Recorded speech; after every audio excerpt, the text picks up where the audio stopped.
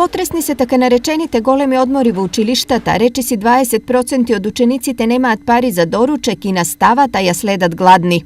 Конкретно во мојот клас има ученици кои што не можат да си ја дозволат, можат секој ден да купуваат кифли. Социјалната поделеност ја гледаат и децата.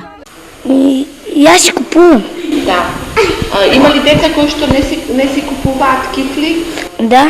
Сепак ова не се случува само во училиштата. Истите тие деца, околу 20% месо јадат едва еднаш во 2 недели.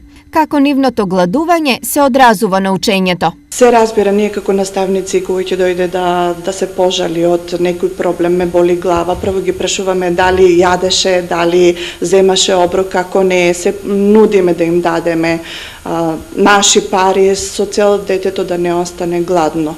Инаку децата се многу искрени и често знаат да кажат, па да, не доручкува.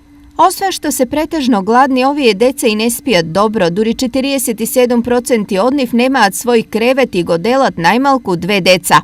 Што може за овие деца да се стори? Училиштето се труди да им помогне на тие ученици со тоа што обезбедува соодветни материјални средства и тоа претежно во пракса се спроведува со обезбедување на надворешна финансиска помош од хуманитарни организации.